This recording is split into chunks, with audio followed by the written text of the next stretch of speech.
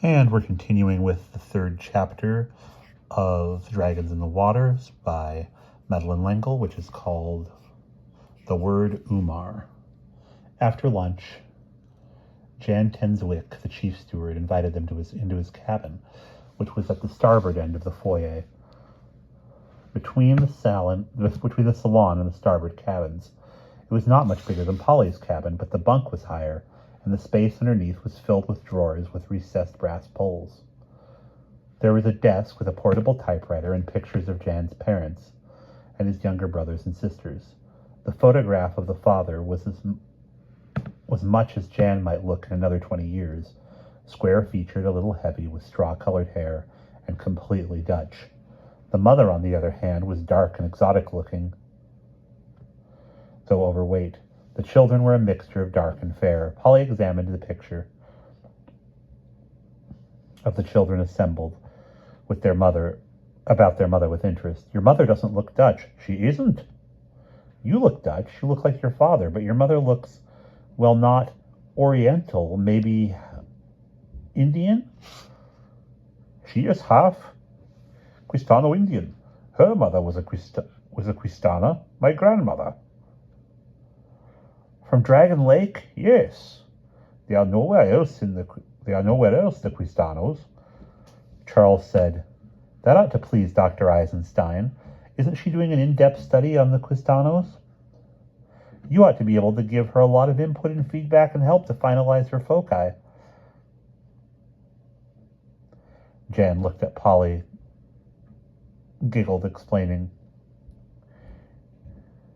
Jan looked baffled, and Polly giggled, explaining, "He's just using educationese jargon.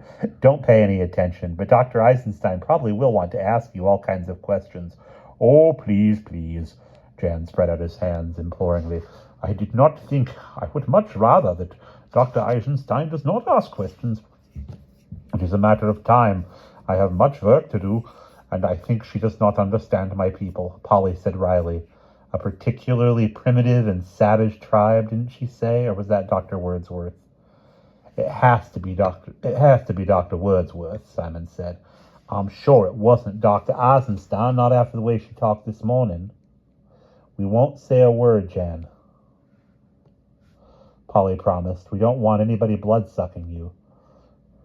"She doesn't understand. We are a very old civilization. We have forgotten more than the New World remembers," Simon said. "We won't say anything, we promise. But don't you want to set her right about things? Dr. Eisenstein is really interested. She really is. There is no point to people like Dr. Eisenstein and Dr. Wordsworth. Different is the same thing as savage." I really don't think that's true of Dr. Eisenstein. Simon started and gave up. Jan smiled. "It's all right. I am proud of my Quistano blood." Polly asked, "Have you been to Dragon Lake?" "Many times now." I keep saying Jan, but it should be Jan. "Jan, we're going to Dragon Lake, you know. Would it be possible for us to meet any of your relatives? Am I asking something awful?" "No, Miss Polly. I know that you are not like the professors. Geraldo tells me how simpatico he finds you. If we are at Port of Dragons long enough, I will take you to see my many times great-grandfather, Umar Zani." Polly dug her elbow into Simon's ribs. "What did you say the name of your grandmother is, Jan?" "Umar Zani. Or Umar Zanai." "It's an interesting name." "It's part of my name," Jan said. "I am Jan Umar Zani Tanzwik. My mother is Umara, after her mother and grandmother. There are many Umars and Umaras among the Quistanos." "Polyhymnia." "Polly," she corrected automatically. "But it is a beautiful name. Polyhymnia," he sounded out.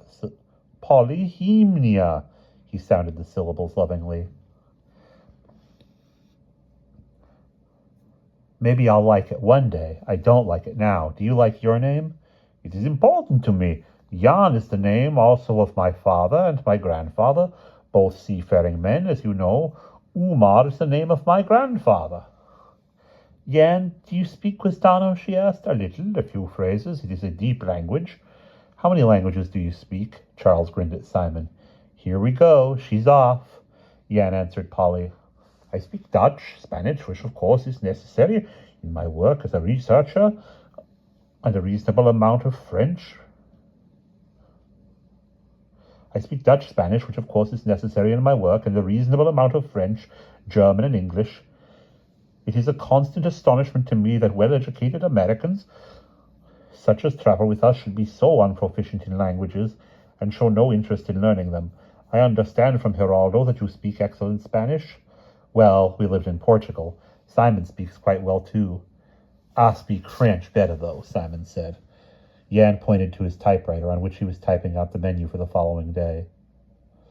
Why do you do the menus in French? Polly asked. Because the French have great cuisines, and for my own amusement. He pointed to the word Rognons on the menu for lunch, and gave them a very young grin. I heard Dr. Eisenstein say that she cannot abide kidneys.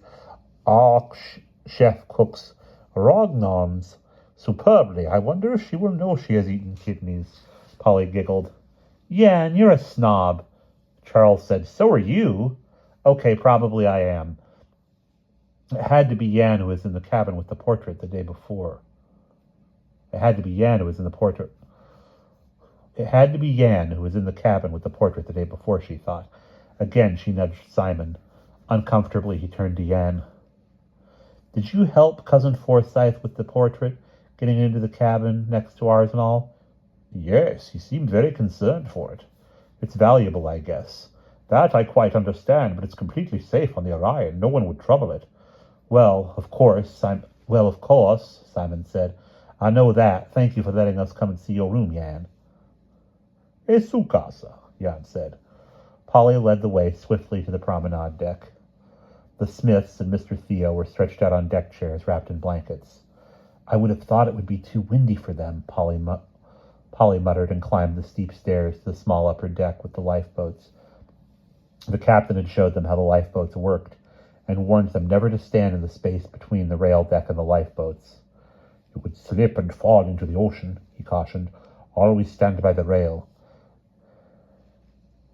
Now, Doctors Wordsworth and Eisenstein were briskly walking the small span of the deck. Dr. Eisenstein smiled at the children.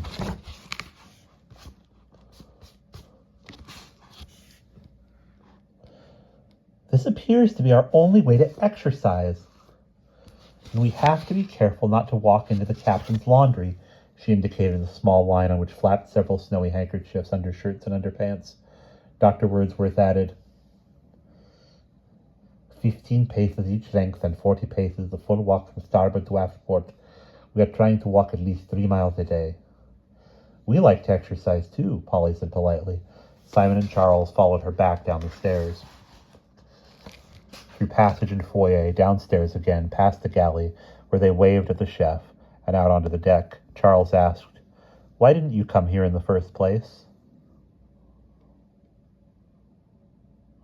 I called my shots all wrong. I thought everybody'd be in the salon or in their cabins. Now we know who was in the cabin with Cousin Forsyth yesterday. It was Jan. And no wonder he was interested when he saw his name on the back of the portrait. But it doesn't make any sense, Simon cried. Why would one of Jan's names be on the back of the Bolivar portrait? We have to find out. Should I ask Cousin Forsyth? No.